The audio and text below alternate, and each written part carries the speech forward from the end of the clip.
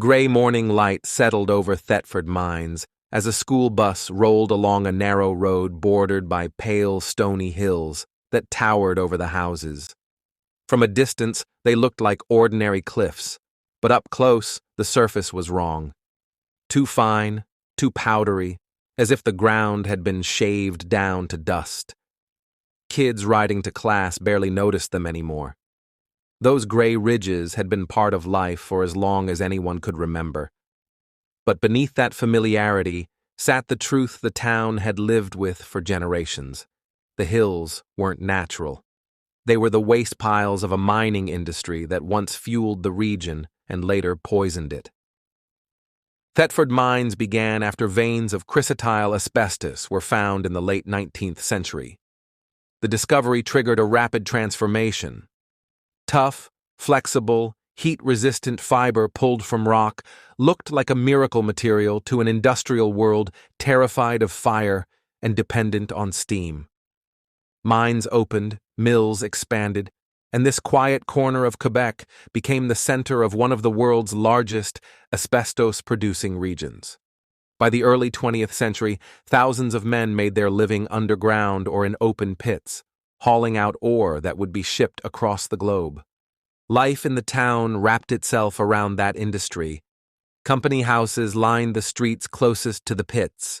Stores and churches depended on miners' wages.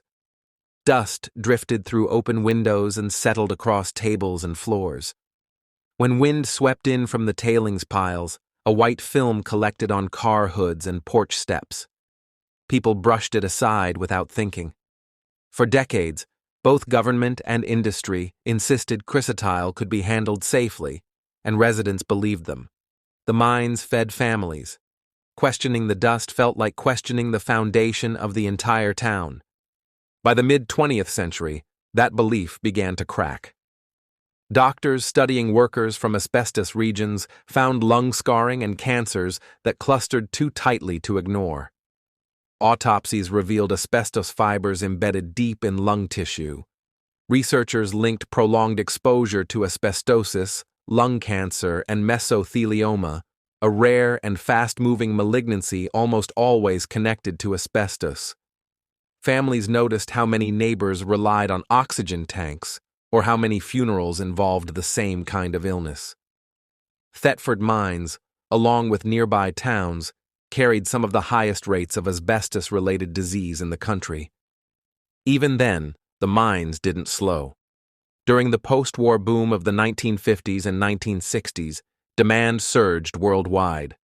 Asbestos went into insulation, brakes, cement, tiles, and countless industrial products.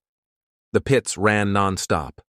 Waste rock accumulated in growing ridges that crept closer to houses, schoolyards, and roads. Some homes stood only a few yards from the edge of a tailing slope. In many places, mine waste was used as fill for driveways and construction, an everyday convenience with consequences the town wouldn't fully grasp until years later. Crushing asbestos-bearing rock didn't just create dust. It produced microscopic fibers light enough to float through air and fine enough to be inhaled deep into the lungs. Decades later, government tests of tailings around Thetford Mines found that the piles still contained between 10 and 40% asbestos by volume. A simple gust of wind could carry fibers across streets and into homes. For families who had lived there their entire lives, it meant exposure hadn't been confined to the pits. It had seeped silently into kitchens, bedrooms, and yards. Health officials, alarmed by climbing cancer rates, began studying neighborhoods near the piles. Air and dust samples taken inside homes revealed asbestos levels far above what would be allowed in schools or workplaces elsewhere. The findings confirmed what many residents had long suspected. Contamination was not limited to miners. Children who had played on the gray slopes and parents who shook out dusty work clothes had unknowingly been exposed for years. The line between workplace hazard and community hazard had blurred long ago. Retired miners wrestled with a difficult contradiction. Many were proud of their work. Asbestos had built their houses, put food on the table, and kept their families afloat during hard decades. When demand collapsed in the 1980s and 1990s, partly due to rising restrictions and bans in other countries, the economic hit came swiftly. Mines reduced production or closed temporarily. Younger workers left town for jobs elsewhere. Businesses that relied on steady paychecks struggled. Yet even as the economic pain deepened, more families were confronting the medical reality that had shadowed the town for generations. Asbestosis and mesothelioma often take decades to appear. People exposed in the 1950s might not show symptoms until the 1980s or later. Entire households that had never set foot in a mine, wives who laundered dusty work clothes, children who played near waste piles, found themselves added to medical statistics. Advocacy groups pushed for better compensation and demanded stronger environmental monitoring. Researchers published studies showing that environmental exposure around Thetford Mines contributed significantly to disease rates. By the early 2000s, the debate shifted from questioning the danger to deciding how to handle what the mines left behind. Tailings piles still loomed over the town. Some proposals suggested reprocessing the waste to extract minerals like magnesium. Supporters argued it could revive the local economy without reopening deep pits. But public health experts warned that disturbing the piles could release new waves of fibers into the air, threatening residents all over again. For families already suffering the consequences of past exposure, the idea of stirring up the tailings was frightening. Long-term research confirmed that asbestos-related cancer rates in the region were among the highest in Canada. Environmental contamination played a major role. The use of mine waste in construction and the constant erosion of unsecured tailings created low-level exposure areas throughout the town. Whole neighborhoods, not just workplaces, carried the legacy. In 2012, the last asbestos mine in Canada, located just outside Thetford Mines, shut down. A century of mining ended.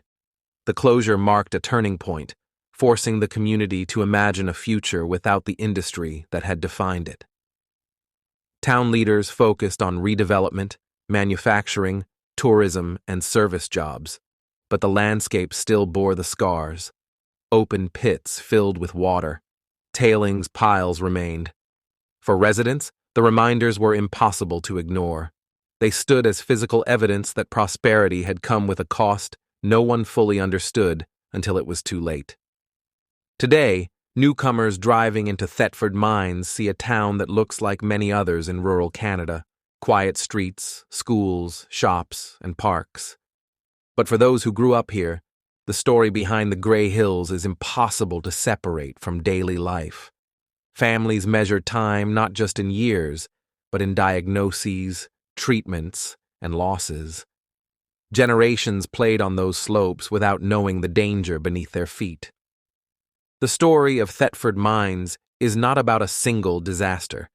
It is about slow exposure, delayed consequences, and the way a community tied to one resource faced a truth that arrived decades after the damage began. Economic survival masked growing health risks. Decisions made far from the town shaped the air people breathed, and long after the machines fell silent, the legacy remained, etched into the lives of those who lived in its shadow. Thank you for listening to Road to Ruins.